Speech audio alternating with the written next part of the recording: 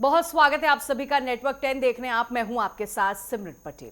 लोकतंत्र के सबसे बड़े उत्सव की गूंज आज पूरे देश में सुनाई दे रही है, क्योंकि पश्चिम बंगाल में सत्ता की चाबी किसके हाथ होगी, इसका फैसला जनता ने शुरू कर दिया है। पहले चरण में 152 सीटों पर जिस तरह 92.88% रिकॉर्ड तोड़ वोटिंग हुई है, उससे राजनीतिक विश्लेषकों का मानना यह भी है। वहीं कई जगहों पर छिटपुट खबरें भी सामने हिंसा की सामने आई, कहीं लंबी कतारें में बदलाव का संकेत भी दे रही हैं। एक तरफ ममता बनर्जी अपनी लक्ष्मी भंडार योजना और क्षेत्रीय अस्थिमा पर टूट का भरोसा जता रही हैं, तो वहीं दूसरी तरफ प्रधानमंत्री नरेंद्र मोदी और अमित शाह सुरार बंगाल और 4 मई को सरकार बनाने का हुंकार भर रहे हैं। क्या दीदी का दुर्ग बचेगा या बार में परिवर्तन की सुनामी आएगी? क्या सब कुछ बदल जाएगा? आज सबसे पहले हम इसी पर चर्चा करेंगे। वहीं आपको यह भी बता दें कि पहले चरण में भारी मतदान भी हुआ है, लेकिन कहीं कहीं घटनाएं भी सामने आई हैं, कहीं गोलियां चली हैं,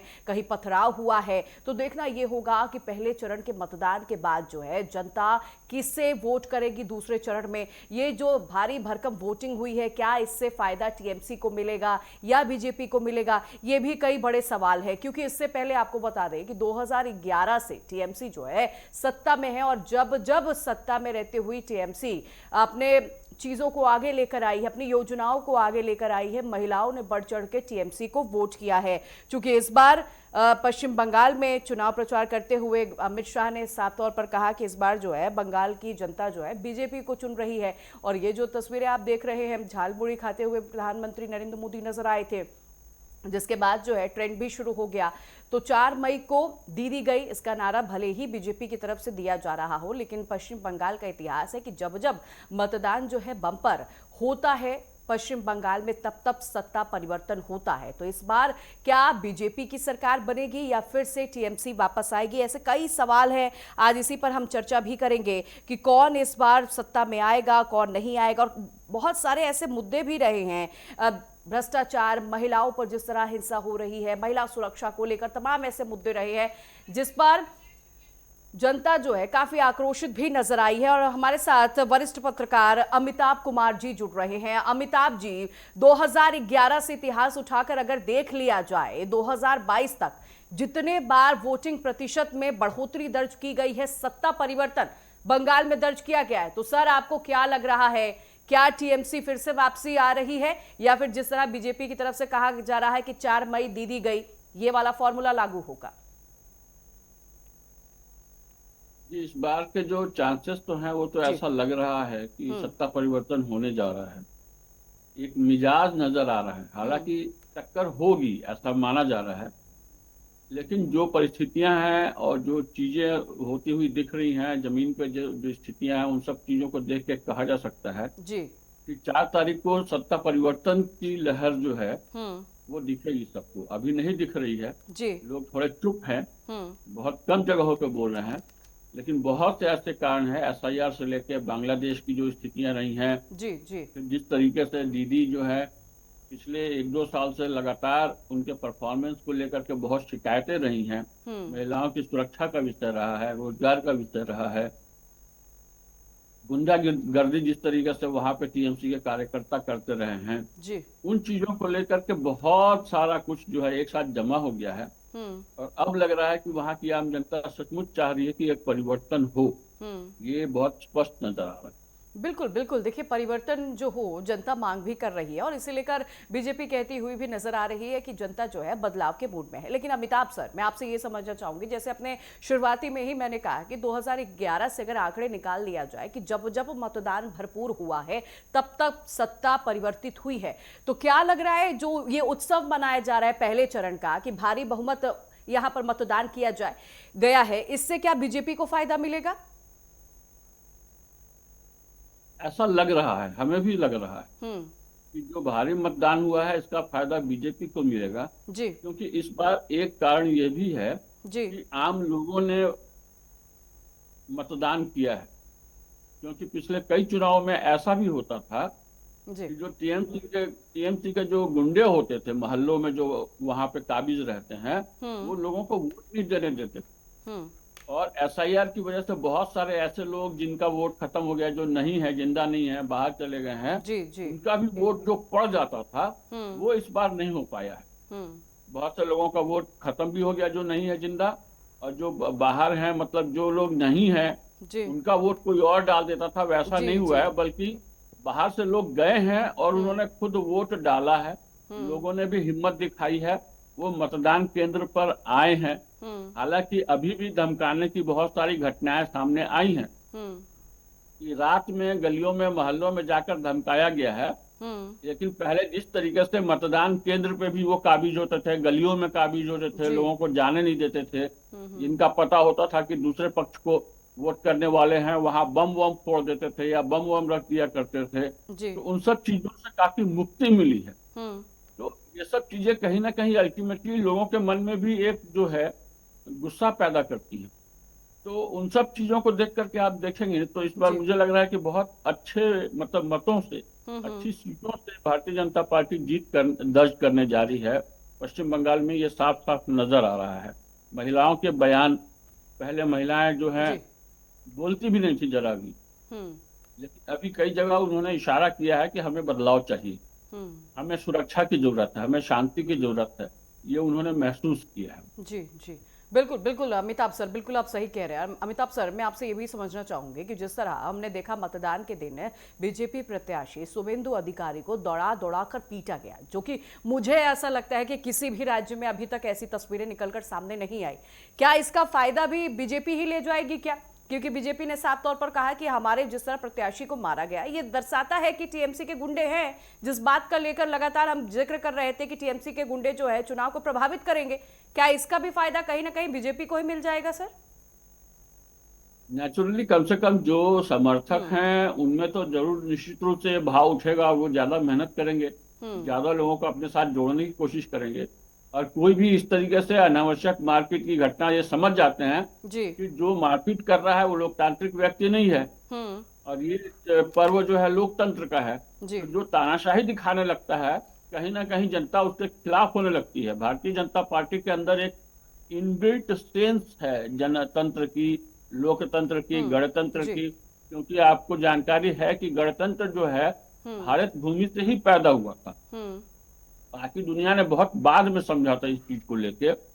और मगध जो है वहां से, वैशाली वहां से बहुत करीब है जी। जहां गणतंत्र पैदा हुआ था। हम्म। तो हमारे अंदर इनबिल्ट एक सेंस ऑफ डेमोक्रेसी है। जी। उसमें अगर कोई भी हमें दिखता है इस तरह का तानाशाही करते हुए, गुंडागर्दी करते हुए, हम्म तो एक से दो चुनाव होते होते हम उसको बाहर कर देते हैं, वो हम्म। अपने आप बाहर हो जाता है। जी। तो वो चीजें जो है ना अभी इस बार जनता को दिख रही हैं। हम्म। और उससे भी मुझे लगता है कि इम्पोर्टेंट ये है कि कई जगह आप देखिए जी जो घटनाक्रम हुए थे, जैसे आरजीकर हॉस्पिटल वाली घटनाएं हुई थी, जी जी। फिर पिछले इलेक्शंस के बाद बहुत सारे गांवों में मारपीट किया गया, हम्म। मंदिर तोड़े गए, गांव के गांव लोग घर छोड़ करके लोगों को जाना पड़ा इसलिए कि उन्होंने बीजेपी को वोट किया था। बिल्कुल सर। महिलाओं के साथ बदतमीजियां, बलात्कार हम्म जैसी घटनाएं हुई। तो ये सारी चीजें कहीं ना मुझे लगता है एक्यूमुलेट होती रही हैं और जमा होती रही हैं लोगों के दिमाग में, मन में। हम्म। उन सब का असर जो है इस बार चुनाव में नजर आएगा।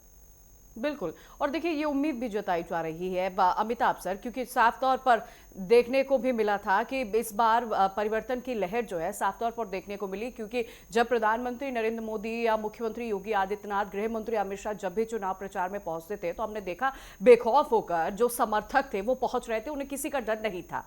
चूंकि हमने देखा कि किस तरह घटनाएं जो है बंगाल में हुई है। लौटूंगी अमिताभ सर मैं आपके पास। ओम सर हमारे साथ जुड़ गए हैं। ओम सर, मैं आपसे ये समझना चाहूंगी, जिस तरह की हिंसक घटनाएं पहले चरण के मतदान के दौरान निकलकर सामने आई, क्या ये कहीं ना कहीं आप मानते हैं विफलता रही? क्योंकि 2.5 लाख से ज्यादा पुलिस कर्मियों की तैनाती की गई, उसके बाद बीजेपी के प्रत्याशियों को दौड़ा दौड़ा के मारा गया, ऐसे जगहों पर, केंद्रों पर लोगों को जाने नहीं दिया गया, ये विफलता रही क्या सर? जाने नहीं दिया गया, ये विफलता रही क्या सर? ओम सर, आप मुझे सुन पा रहे हैं? जुड़ेंगे ओम सर से एक बार। अमिताभ सर, मैं आपसे ही ये सवाल का जवाब चाहूंगी, क्या आपको लगता है सर कि सुरक्षा कर्मियों की कहीं ना कहीं विफलता रही, या फिर जानबूझकर ये पूरी पिक्चर जो है ये रची गई, स्क्रिप्ट बनाई गई कि ऐसे हम दंगे कराएंगे, बाद में हम डाल देंगे कि टीएमसी के गुंडे थे, या हम कह देंगे कि बीजेपी जानबूझकर चुनाव जो है प्रभावित करवा रही थी? कैसे देखते हैं आप इसे? नहीं, ऐसा जरूरी नहीं होता। ऐसी घटनाएं इतनी आसान नहीं होती, और खास करके जब टीएमसी का शासन है, जब उसका पकड़ उसकी वहां पे रही है, जी।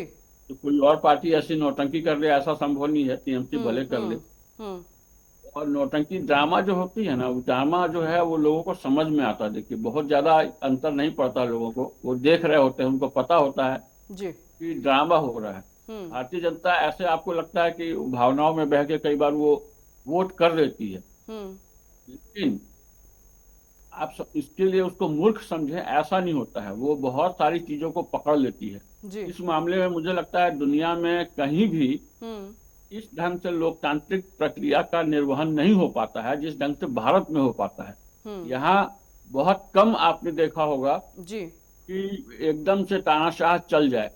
हमारा पड़ोसी पाकिस्तान है, बांग्लादेश है, जो जो हमारे ही हिस्से टूटे हुए हैं, उनकी हालत लोगों ने देखी है कि कितना निरंकुश तानाशाह वहां पे हमेशा हावी हो जाते रहे हैं। जी। लेकिन भारत में ऐसा संभव नहीं हुआ है। एक इमरजेंसी का पीरियड 1974 का छोड़ दिया जाए तो उसके बाद कभी ऐसा कुछ नहीं हो पाया जब यहाँ पे तानाशाही चल पाई है। जी।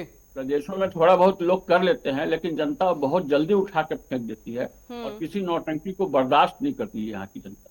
ठीक है, लौटूंगी सर मैं आपके पास। ओम परासर सर हमारे साथ जुड़ गए हैं। ओम सर, क्या आप मुझे सुन पा रहे हैं?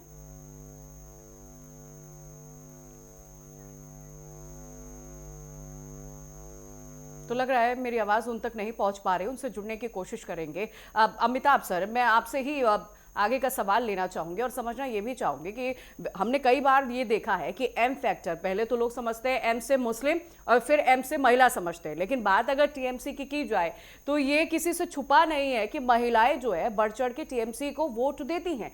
क्या आपको लगता है कि इस बार महिलाएं और युवाओं का जो वोट जो है किसी एक पार्टी की तरफ झुकाव देखने को मिला है क्या?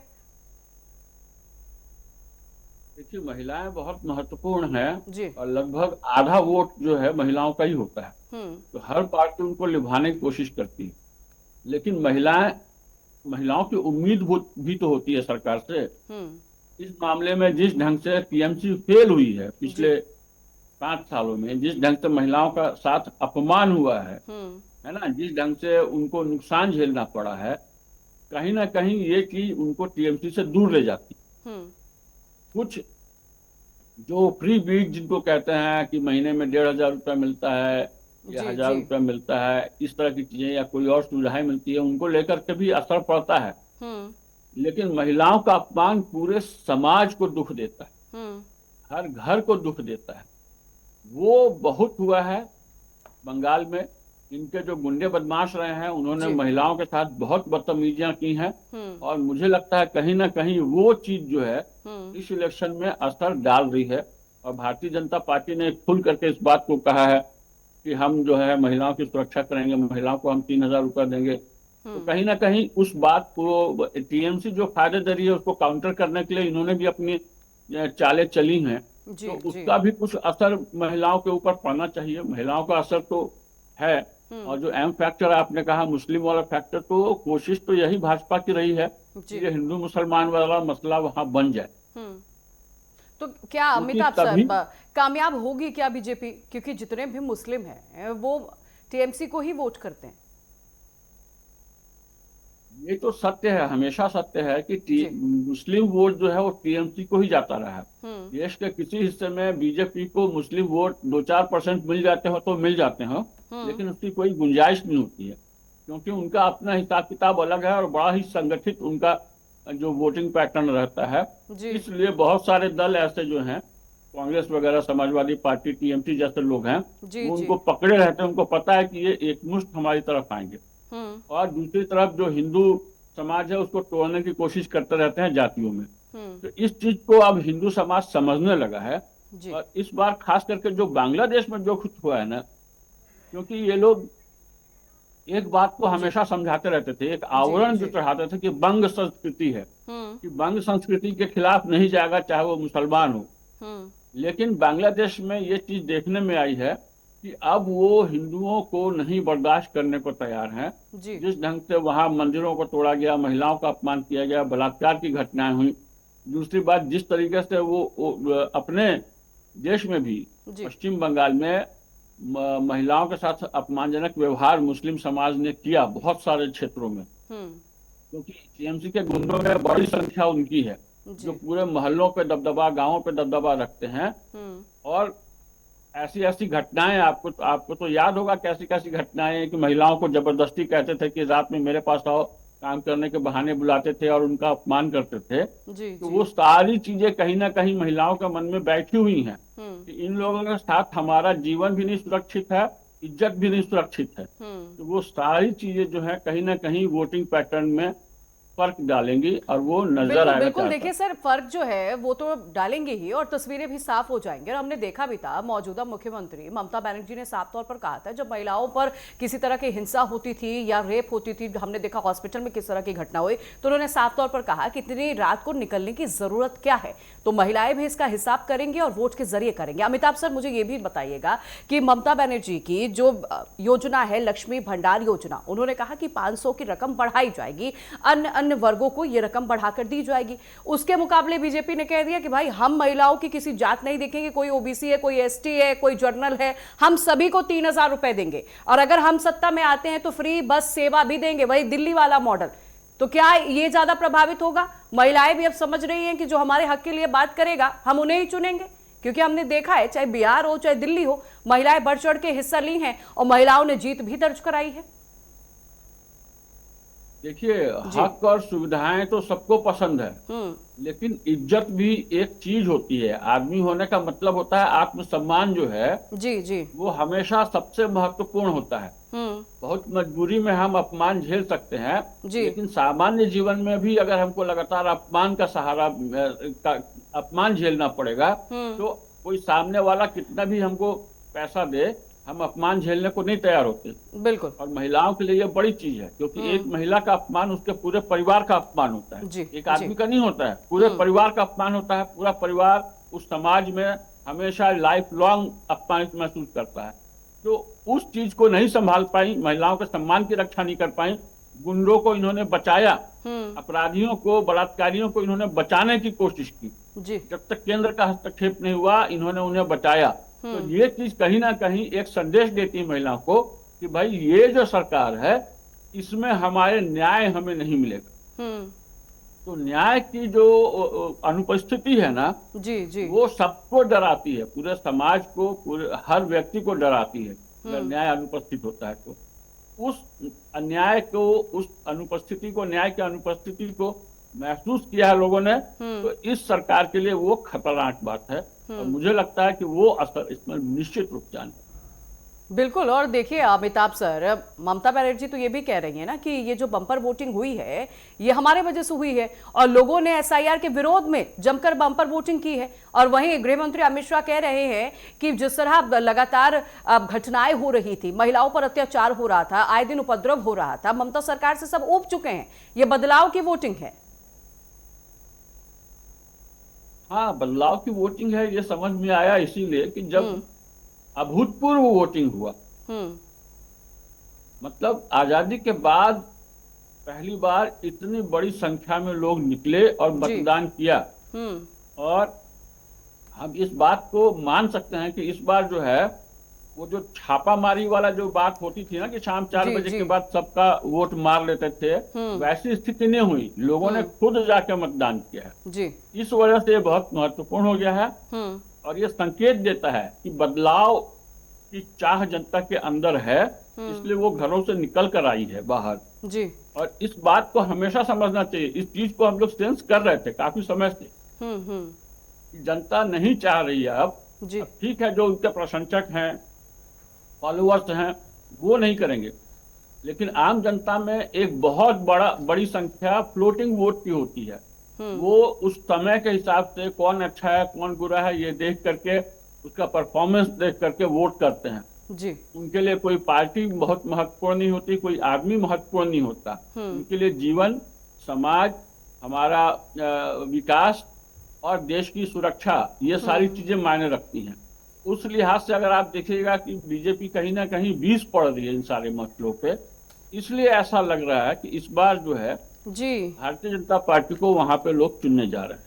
ठीक है, ये देखना होगा सर कि 4 मई को क्या होगा। लौटूंगी अमिताभ सर मैं आपके पास। विनोद शर्मा वरिष्ठ पत्रकार हमारे साथ जुड़ गए हैं। विनोद जी, बहुत स्वागत है आपका नेटवर्क 10 पर। सबसे पहले मैं आपसे यही सवाल पूछना चाहूंगी कि 2011 से लेकर 15 सालों तक दीदी जो है सत्ता में रही। इस दौरान बेरोजगारी, हिंसा, महिलाओं पर अपराध, इसे कम करने के लिए दीदी ने बहुत कोशिश किया। 74 विधायकों की टिकट भी उन्होंने काटे, 15 विधायकों की सीट भी बदली। क्या कामयाबी दीदी के हाथ लगेगी क्या सर? आपने मुझे इस डिबेट में जोड़ा जी और आपके दर्शकों को मेरा प्रणाम। जो आपने सवाल पूछा है उसमें सबसे बड़ी बात यह है कि बूथ मैनेजमेंट किसका भारी है, किसका मजबूत है। जी देखिए, उनको ममता बनर्जी को जो पूरा अनुभव वहां का प्रशासनिक और वहां के गली कूचे का सारा अनुभव है पूरा का पूरा, जी जी तो जो और उधर बीजेपी ने अपने बूथ मैनेजमेंट में महत्वपूर्ण अमित शाह ने जिस तरह से डेरा डाला और सुनील बंसल जिस तरीके से वहां जो संगठन के महामंत्री उन्होंने पूरी तरीके से प्लानिंग की है। अब सबसे बड़ा सवाल ये कि बूथ मैनेजमेंट किसका सफल रहा और किस तरीके से वोटर घर से निकलकर बूथ तक पहुंचा है, ये सबसे बड़ी कामयाबी है। चुनाव आयोग भले ये कहे कि हमने करा लिया, बहुत बढ़िया, 90% के करीब वोट पड़ा है, बहुत अच्छी बात है, लेकिन सबसे बड़ी बात है कौन सी पार्टी अपने वोटर को बूथ तक लेकर आई है, इस बात पर निर्भर करता है। मैं ये देख रहा हूं कि पोलराइजेशन हुआ है जरूर, चाहे वो ममता बनर्जी का अपने अल्पसंख्यकों को साथ लेने का है, चाहे बीजेपी का हिंदुत्व को लेकर है। पोलराइजेशन हुआ जरूर है, लेकिन साथ में कई इलाके ऐसे हैं जहां पर भाजपा का प्रभाव उत्तर बंगाल है, उधर दक्षिण बंगाल साइड में ममता बनर्जी का प्रभाव है और ममता बनर्जी की पकड़ ढीली नहीं है। हम ये नहीं कह सकते कि ममता बनर्जी पूरी तरीके से आउट हो रही है बंगाल में।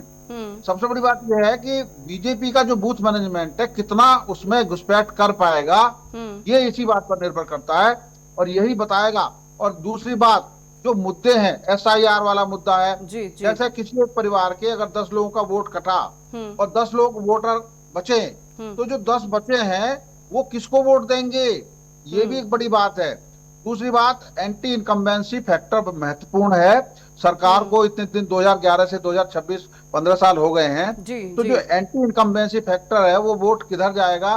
बहुत सारे जो ममता बनर्जी के जो वोटर हैं बहुत सारे नाराज हैं, उनके पास कोई विकल्प नहीं है क्योंकि कांग्रेस कमजोर हो चुकी है, वामपंथी कमजोर हो चुके हैं, तो ऐसे समय में उनके पास विकल्प नहीं है। बीजेपी वाले लोग उनको किस तरीके से कैच कर पाते हैं, अपने पाले में ला पाते हैं, वही महत्वपूर्ण चीज है। अब जो 29 का दूसरा चुनाव दौर आ रहा है उसके लिए ये भी बहुत निर्भर करेगा कि वो उन वोटरों को कैसे अपने बूथ तक लेकर आए। राह भी मुश्किल है क्या, डगर आसान नहीं है क्या विनोद जी? देखिए, मुश्किल तो इसलिए है कि जो वोटर है उसको अपने उस जो जिस खेमे में वो 10-15 साल से है उसको निकालना और अपने खेमे में लाना, ये ही सबसे बड़ा इंपॉर्टेंट पॉइंट है। और मुझे नहीं लगता, ममता बनर्जी की कई ऐसी योजनाएं हैं जिस तरीके से केंद्र सरकार की सॉरी महिलाओं को जोड़ने की योजना है, ऐसे ही ममता बनर्जी की भी महिलाओं को जोड़ने की योजना है। लेकिन जो आपने बात कही कि किस तरीके से हिंसाएं हुई हैं, घटनाएं बीच बीच में ऐसी घटना हुई है जिससे महिलाओं को बहुत दिक्कतें आई हैं, और बीजेपी का जो नारा है कि भय से मुक्त करना है, ये वोटर को प्रभावित कर सकता है और इसका असर इन परिणामों में देखने को मिलेगा।